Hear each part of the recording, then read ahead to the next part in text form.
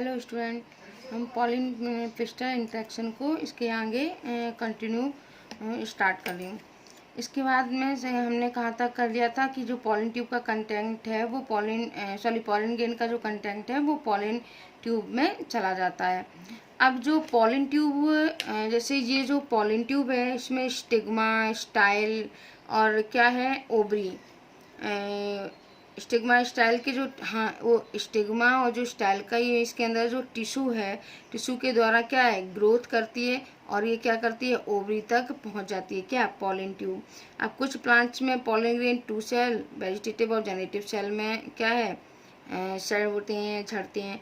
इस प्रकार जो प्लांट के पॉलिन ट्यूब जब स्टिग्मा पर ग्रोथ कर रही होती है, स्टिग्मा पर पॉलिन ट्यूब क्या ग्रोथ कर रही होती है, तब जो जनरेटिव सेल यानी कि मैंने आपको बताया कि एक वेजिटेटिव सेल होती है, क्या होती है जनरेटिव सेल। तो जो जनरेटिव सेल है वो डिवाइड होकर ये क्या करेगी 2 मेल गैमीट्स को बनाती है। जिन प्लांट्स में 3 सेल स्टेज में पॉलिन ग्रेन स्टैंड होते हैं, झड़ते हैं, वो पॉलिन ट्यूब शुरू से ही यानी कि स्टार्टिंग से ही ये सेल डिवाइड नहीं करती, स्टार्टिंग से इसमें 2 मेल गैमीट्स क्या हैं ऑलरेडी प्रेजेंट होते हैं। जैसे मैंने आपको बताया था 60% प्लांट और 40% प्लांट में ये 3 सेल होता है 40% और 60% में क्या होते हैं 2 सेल स्टेज में। अब ये पॉलिन ट्यूब जैसे ये ओवरी में क्या करेगी, ओवरी में माइक्रोपाइलन के द्वारा ओव्यूल में पहुंचती है। उसके बाद यहाँ पे ओव्यूल में क्या होते हैं फिलीफॉर्म एपरेटस। आपने जो फीमेल जो गमेटोफाइट वाला स्ट्रक्चर देखना है यहाँ पे क्या होते हैं फिलीफॉर्म एपरेटस। फिलीफॉर्म बोल सकते हैं कि फिलीफॉर्म ओव्यूल तक पहुंचती है फिलीफॉर्म एपरेटस के माध्यम से। यहाँ कहाँ पर होती है, यहाँ पर 3 आपने देखा होगा कि इस तरीके से फिगर था। यहाँ पर क्या थी 2 सिनर्जिड सेल और एक क्या थी एग सेल। 2 सिनर्जिड सेल थी और एक एग सेल के माध्यम से ये क्या है सिनर्जिड सेल में एंट्री करती है। ठीक है बेटा। इसके बाद क्या होता है अभी अगर मैं स्टार्टिंग में अभी स्टडी में ही साइंटिस्ट में पता चला कि जो माइक्रोपाइलर पार्ट में जो सिनर्जिड पाए जाते हैं, जो फिलीफॉर्म एपरेटस का जो सिनर्जिड सेल पाए जाते हैं, वो भी जो फिलीफॉर्म एपरेटस है उसी की तरह से या उसी के हम बोल सकते हैं कि उसी की तरह से ही वर्क करते हैं। यानी कि ये जो फिलीफॉर्म एपरेटस बने थे यहाँ पर इस तरीके से फिंगर लाइक प्रोजेक्शन थे, वो जो फिलीफॉर्म एपरेटस थे और जो सिनर्जिड सेल ये दोनों एक ही प्रकार का यानी कि काम करती थी। काम करने का मतलब है दोनों का एक ही काम है, दोनों का क्या है पॉलिन ट्यूब को गाइड करना। पॉलिन ट्यूब को क्या करना गाइड करना। यानी कि स्टिग्मा पर जो पॉलिन डिपोजिशन से लेकर जो ओव्यूल में पॉलिन ट्यूब की एंट्री तक के जो सभी इवेंट्स हैं, इसी सारे इवेंट्स को हम क्या बोलते हैं पॉलिन पिस्टल इंट्रैक्शन। जैसे कि मैंने पहले आपको बता दिया है कि पॉलिन पिस्टल जो इंट्रैक्शन है एक क्या है एक डायनामिक प्रोसेस है, जिसमें पॉलिन के रिकॉग्नाइजेशन के बाद इसका क्या होता है प्रमोशन होगा या इनोवेशन दोनों ही शामिल होता है। यानी कि जब ये इनका दोनों का इंट्रैक्शन होता है तो इसमें ये पॉलिन ट्यूब जर्मिनेट करेगी या नहीं करेगी, ये दोनों ही प्रोसेस यहाँ पर मान सकते हैं प्रेजेंट होती हैं। इस अगर मैं क्षेत्र बोलूँ बेटा कि जो प्लांट ब्रीडर को इस क्षेत्र में जो आपके एनसीईआरटी का ही पॉइंट है कि क्षेत्र में जो अगर हम बोलें कि जानने के लिए या ज्ञान करने के प्राप्त करने के लिए प्लांट ब्रीडर को क्या सहायता मिलेगी किसमें पॉलिन पिस्टल इंट्रैक्शन से। और इसको हम लोग क्या कर सकते हैं मैनिपुलेट कर सकते हैं। यहाँ तक कि इनकम्पेटेबल पॉलिनेशन में जो डिजायर हाइब्रिड होते हैं उनको भी क्या है पाने की में सहायता मिल जाती है। अब आपकी एनसीईआरटी में दिए गए हैं कुछ पॉइंट दिए गए हैं कि जो पॉलिन जनरेशन को हम आसानी से स्टडी कर सकते हैं। जो आपका एक प्रैक्टिकल है, जब हम प्रैक्टिकल में आप देखेंगे जैसे कुछ प्लांट लेंगे हम पी या चिक पी या क्रोटेलेरिया या बल्सम या विनका, ये सारे पॉलिन ग्रेन हम स्लाइड पर रखकर और शुगर सॉल्यूशन को डालकर अगर हम 10% शुगर सॉल्यूशन की बूंदें डालेंगे 10 में, तो हम लोग देखेंगे कि 15 से 30 मिनट के बाद क्या है कि लो पावर लेंस से माइक्रोस्कोप से देख पाएंगे कि आप देखें कि पॉलिन ग्रेन से पॉलिन ट्यूब का क्या है जर्मिनेट कर रही है। आप प्लांट ब्रीडिंग और इसके बारे में जो डिटेल में स्टडी हम करेंगे वो चैप्टर 9 जब पढ़ेंगे तो उसमें हम प्लांट ब्रीडर को बहुत ही डिफरेंट स्पीसीज या जेनरा या क्रॉस करके या उनके करेक्टर को कंबाइन करके जो उसके फलस्वरूप हमें जो सुपीरियर वैरायटी का क्या है, जो हमें सुपीरियर वैरायटी मिलेगी उसके बारे में हम चैप्टर 9 में पढ़ेंगे। अब इसके बाद हमारी नेक्स्ट हेडिंग आती है आर्टिफिशियल हाइब्रिडाइजेशन। अब बात आती है कि व्हाट इज आर्टिफिशियल हाइब्रिडाइजेशन। अगर हम बेटा आर्टिफिशियल हाइब्रिडाइजेशन की बात करें, यानी आज जो फसल सुधार प्रोग्राम बोल सकते हैं, जो फसल सुधार प्रोग्राम है, इनमें क्या है, आर्टिफिशियल हाइब्रिडेशन का एक बहुत ही इम्पॉर्टेंट रोल प्ले कर रहा है। इससे क्या होता है कि हम डिफरेंट प्लांट को क्रॉस कराते हैं, और क्रॉस कराने में क्या होता है कि हम क्या लेते हैं कि हम डिजायर पॉलन ग्रेन, यानी कि हमारे मनपसंद जो पॉलन ग्रेन से जो है हम स्टिग्मा को पॉलिनेट करते हैं और अपनी मनचाही वैरायटी को तैयार करने की क्या करते हैं, कोशिश करते हैं। और हम इस स्टेप में दो बड़ी मनचाही टेक्निक का भी यूज़ करते हैं। दूसरा एक का नाम है इमस्कुलेशन और दूसरा क्या है, बैगिंग। आई होप आपको आर्टिफिशियल अच्छे से समझ में आया होगा कि आर्टिफिशियल हाइब्रिडाइजेशन का मेन मोटिव क्या है, मेन मतलब क्या है कि क्रॉप इम्प्रूवमेंट प्रोग्राम के लिए हम आर्टिफिशियल हाइब्रिडाइजेशन का एक मेजर अप्रोच है, एक मेजर बोल सकते हैं खोज है, जिसके थ्रू हम आर्टिफिशियल हाइब्रिडेशन को बढ़ावा देते हैं। इस प्रकार के जो क्रॉसिंग एक्सपेरिमेंट में ज़रूरी है कि केवल हम डिजायर पॉलन ग्रेन का ही प्रयोग करते हैं, स्टिग्मा को कंटामिनेटेड यानी कि अनवांटेड जो पॉलन ग्रेन है उससे स्टिग्मा को क्या है, हम बचा सकते हैं। अब कंटामिनेशन से बचने के लिए हम लोग क्या करते हैं, दो प्रोसेस का यूज करते हैं। सबसे पहले क्या है, इमैस्कुलेशन, दूसरी क्या है, बैगिंग टेक्निक का हम यूज करते हैं। अब बात आती है कि ये ई मस्कुलेशन और बैगिंग। बेटा जो ई मस्कुलेशन और जो बैगिंग है इसको आप अच्छे से समझना, क्योंकि ये आपका प्रैक्टिकल भी है 12th क्लास में कि ई मस्कुलेशन और बैगिंग। तो अगर आपको ई मस्कुलेशन और बैगिंग की प्रोसेस अच्छे से क्लियर हुई तो आप अच्छे से समझ पाएंगे कि ये तो आपको प्रैक्टिकल करने में भी क्या होगी, आसानी होगी। तो हम लोग जान लेते हैं कि ई मस्कुलेशन का मतलब क्या है। कि आप लोग इमेजिन करिए, हमने मान लीजिए हमने कहा कि एक प्लांट ए है, हमने एक प्लांट ये ए लिया है, ठीक है, समझना अच्छे से।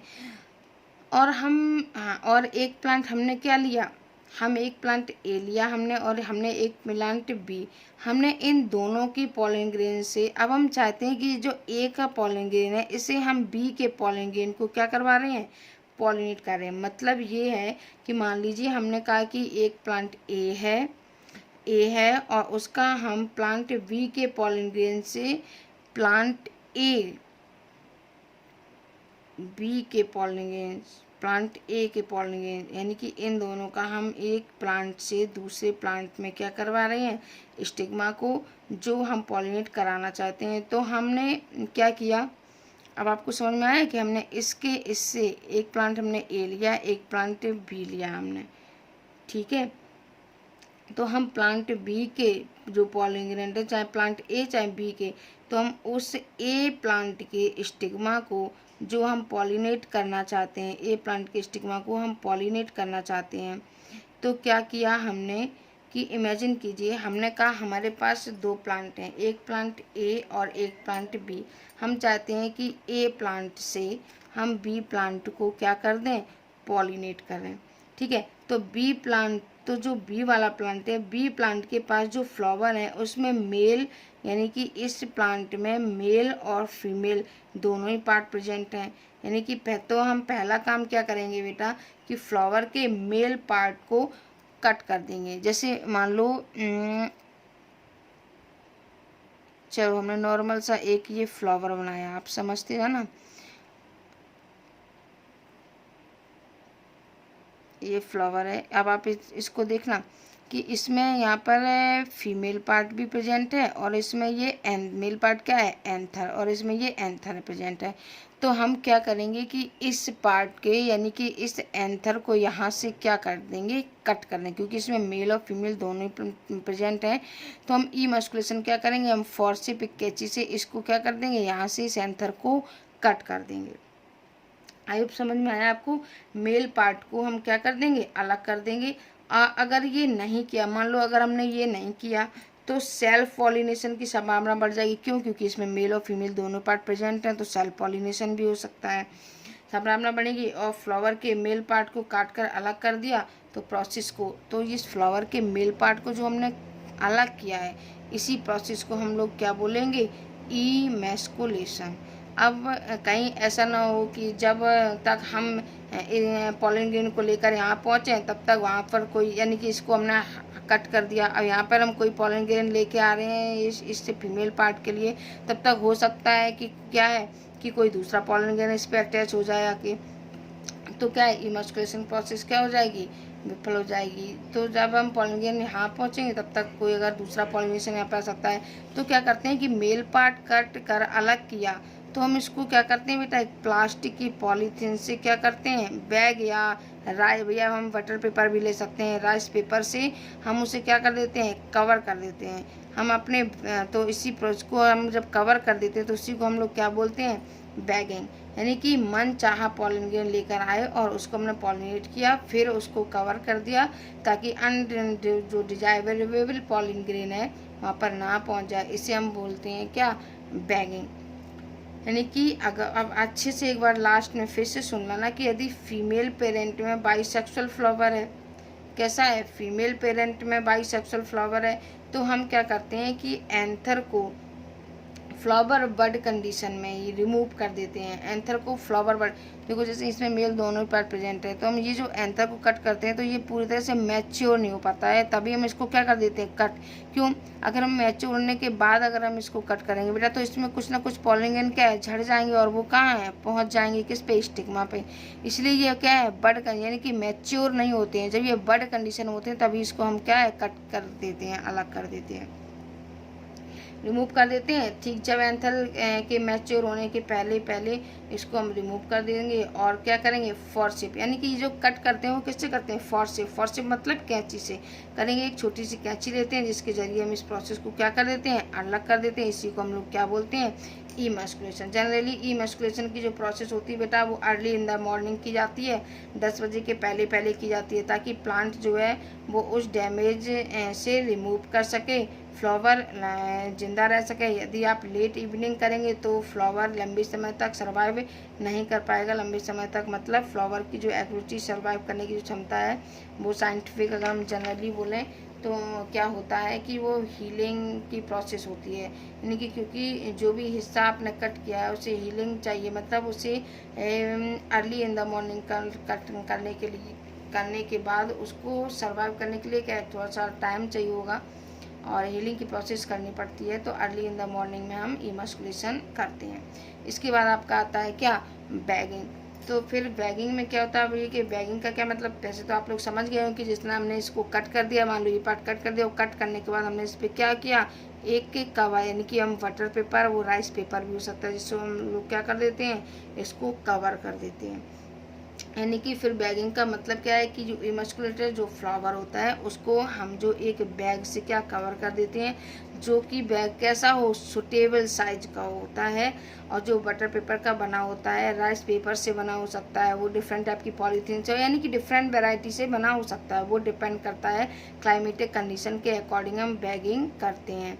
याद रखना कि बैगिंग भी हम किसके अकॉर्डिंग करते हैं, क्लाइमेटिक कंडीशन के अकॉर्डिंग करते हैं। मान लो हमने कागज का पेपर से पेपर बनाया हुआ है तो वो क्या है, वो अगर बारिश हो गई तो वो क्या है, गल जाएगा।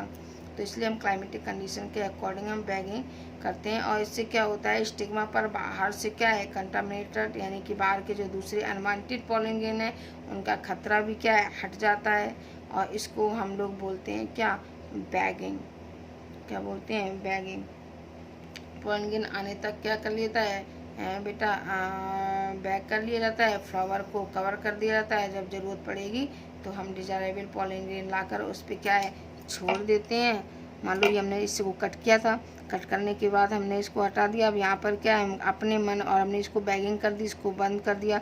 अब हम मन चाहे किसी भी फ्लावर के पॉलन ग्रेन को क्या है, यहाँ पर ला के स्टिग्मा के ऊपर क्या है, पॉलिनेट करवा सकते हैं। इसी प्रोसेस को क्या बोलते हैं, बैगिंग।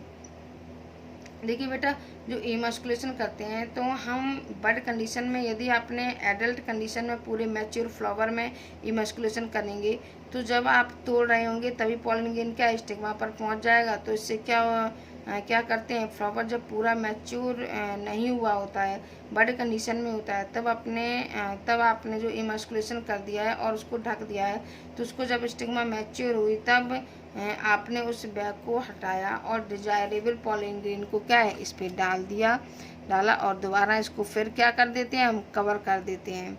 यदि फीमेल प्लांट जो है वो यूनिसेक्सुअल फ्लावर है प्रोड्यूस करता है, तो हम उसे इमस्कुलेशन की ज़रूरत नहीं होती है, तब हमें केवल बैगिंग करना होता है, क्योंकि आप चाहते हैं कि अपना मनचाहा पॉलन ग्रेन वहाँ पर रिलीज कर सकें।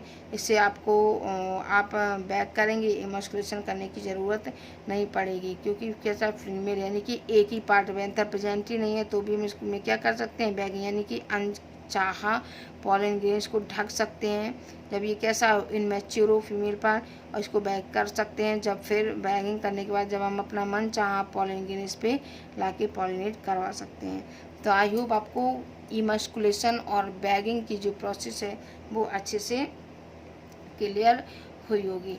अब नेक्स्ट लेक्चर में बेटा हम इसके आगे के आपके जो टॉपिक हैं, जैसे अब आपका डबल फर्टिलाइजेशन है, पोस्ट फर्टिलाइजेशन इवेंट्स हैं, और एम्ब्रियो और सीड और एपोमेक्सिस, इतने टॉपिक को हम नेक्स्ट लेक्चर में कंप्लीट करेंगे और इस चैप्टर को भी कंप्लीट कर देंगे।